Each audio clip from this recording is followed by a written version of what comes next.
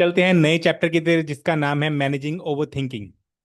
अब over thinking को manage करने के लिए हमें पहले यह समझना होगा कि ओवर थिंकिंग एक्चुअल में है क्या। Over thinking basically negative thought pattern है जो हमारे प्रेजेंट में होते हैं, जो पास्ट से रिलेटेड हो सकते हैं, आपकी सेल्फ इमेज, आपके फ्यूचर, आपके वर्क या रिलेशनशिप से रिलेटेड भी हो सकते हैं।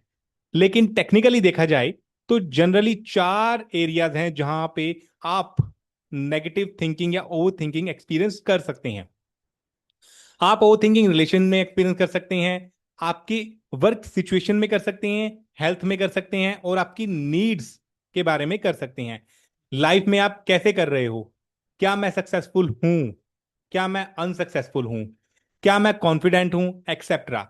अब ओवर थिंकिंग को समझने के लिए हमें जानना होगा कि ओवर थिंकिंग है क्या, ये ओरिजिनेट कैसे होती है, और फिर हम ओवर थिंकिंग के 8 डिफरेंट टाइप्स के नेगेटिव पैटर्न को स्टडी करेंगे।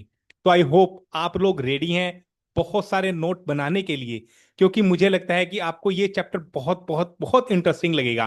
तो चलिए शुरू करते हैं। Cognitive distortion, automatic negative thoughts.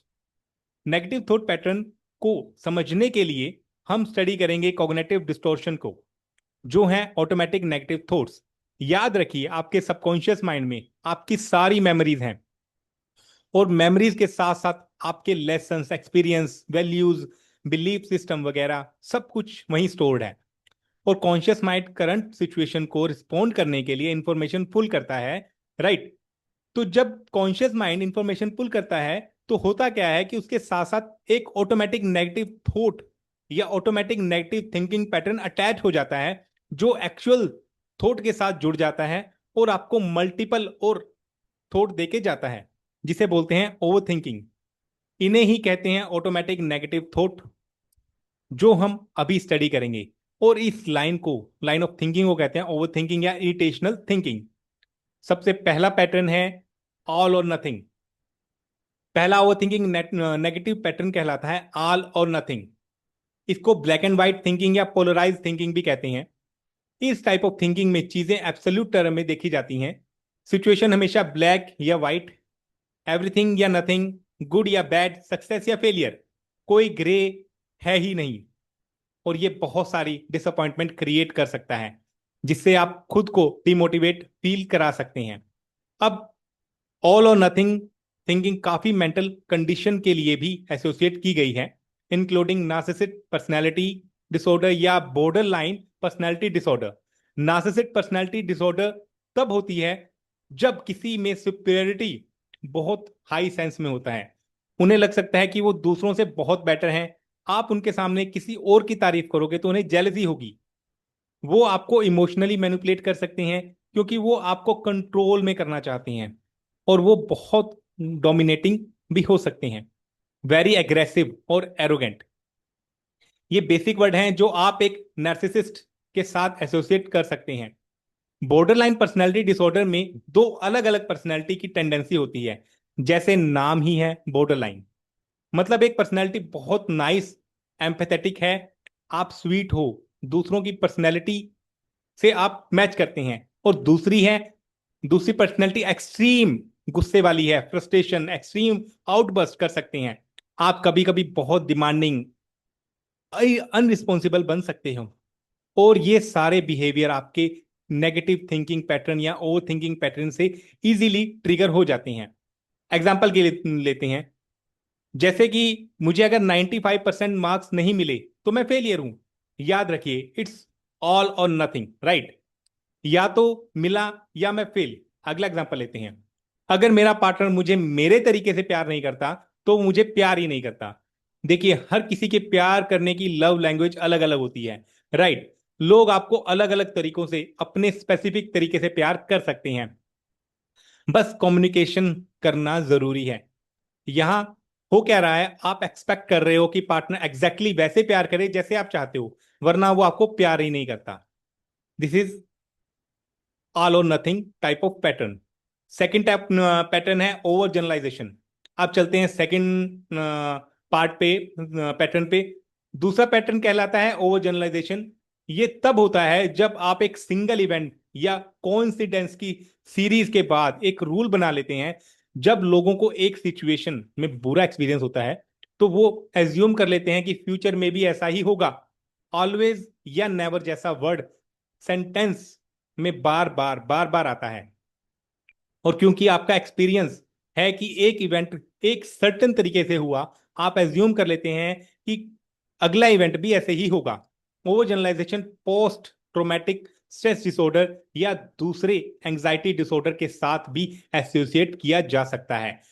Post traumatic stress disorder का मतलब है कि आपका एक बड़ा नेगेटिव इमोशनल एक्सपीरियंस हुआ है और फिर आप भी सिमिलर एक्सपीरियंस करते रहते हैं। आप वही स्ट्रेस फिर से एक्सपीरियंस करते हैं। पास्ट में क्या था, भले ही सिचुएशन सेम ना हो, ऑफ कोर्स ये एंजाइटी भी क्रिएट कर सकता है। एग्जांपल के लिए लेते हैं, ये नंबर मेरे लिए अनलकी है। कई लोग कहते हैं कि यार 7 नंबर मेरे लिए अनलकी है, 5 नंबर मेरे लिए बहुत अनलकी है। लेकिन कई लोग बिलीव करते हैं कि 8 नंबर मेरे लिए बहुत लकी है, 3 नंबर बहुत लकी है। जब भी मैं उन्हें उन नंबर से मिलता हूं तो वो हमेशा मैं जीतता हूं या मैं हमेशा हारता हूं। ये ओवर जनरलाइजेशन है, क्योंकि एक दो बार हुआ ऐसा हुआ मतलब कि हमेशा ही ऐसा होगा। ओवर जनरलाइजेशन का दूसरा एग्जाम्पल है कि mans are dog, all mans are no dog. आपके पेरेंट्स, आपके फादर, आपके teachers, they are no dog. तो तीसरा एग्जाम्पल लेते हैं कि लड़कियों को तो ड्राइव करना ही नहीं आता। आपके साथ हुआ थोड़ी है, आपने सिर्फ किसी की सुनी सुनाई बात पे बिलीव कर लिया। This is over generalization. Third pattern है मेंटल फिल्टर। चलिए चलते हैं नेक्स्ट ओवर थिंकिंग पैटर्न पे, जिसका नाम है मेंटल फिल्टर, जो बेसिकली ओवर जनरलाइजेशन का ऑपोजिट है। लेकिन सेम नेगेटिव आउटकम के साथ, सारे ओवर थिंकिंग पैटर्न के साथ हमेशा एक नेगेटिव आउटकम अटैच होगा, जो मैंने पहले भी मेंशन किया था। तो एक छोटा इवेंट को लेके इन अप्रोप्रिएट जनरलाइजेशन करने की जगह मेंटल फिल्टर एक छोटा इवेंट लेता है और एक्सक्लूसिवली एक छोटा इवेंट लेता है और उसी को फोकस करता है, बाकी सारी इंफॉर्मेशन को फिल्टर आउट कर देता है। मान लीजिए एक एग्जैक्ट इवेंट है और उस पूरे इवेंट में आप सिर्फ एक सिचुएशन को अकाउंट कर सकते हैं, बाकी कंप्लीट इग्नोर कर देते हैं, तो आप रिमेनिंग इंफॉर्मेशन को फिल्टर आउट कर देते हैं। इस टाइप की नेगेटिव थिंकिंग एडिक्शन या एंजाइटी जैसी प्रॉब्लम में कंट्रीब्यूट कर सकती है। नेक्स्ट पैटर्न है डिस्काउंटिंग द पॉजिटिव। इसके साथ एक और ट्विस्ट वाला पैटर्न है डिस्काउंटिंग द पॉजिटिव।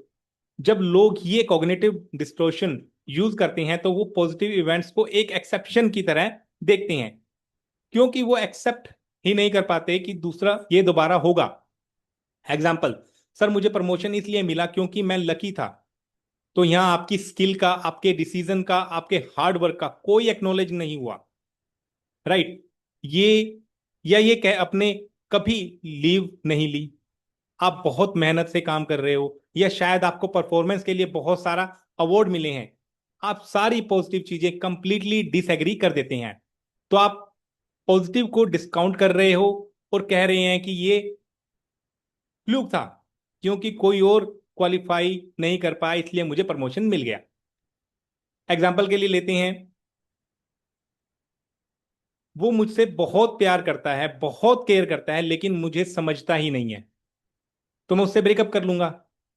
फिर से, लव और केयर किसी भी रिलेशनशिप में बहुत इंपॉर्टेंट है। और अगर कोई लव या केयर को कंप्लीटली रिजेक्ट कर देता है क्योंकि उन्हें लगता है कि अंडरस्टैंडिंग इंपॉर्टेंट है, तो अब इमेजिन करो कि आपको अंडरस्टैंडिंग मिल रही है लेकिन वो आपको इंसान आपको प्यार ही नहीं कर रहा है ना। That is mental filter.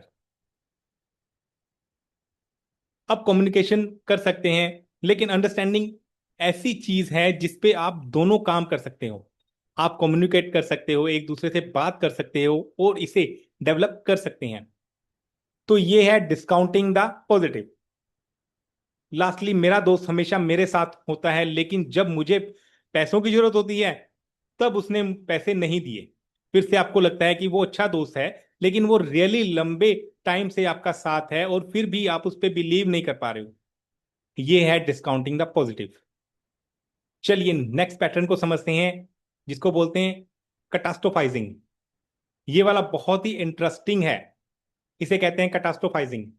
ये सोचने की एक मेजर इवेंट ने आपकी पूरी लाइफ कंप्लीटली डिस्ट्रॉय कर दी है। This is catastrophizing. ये डिस्टोर्ट टाइप ऑफ थिंकिंग लोगों को अननोन के सामने करते वक्त वर्स्ट एज्यूम करने का दर्द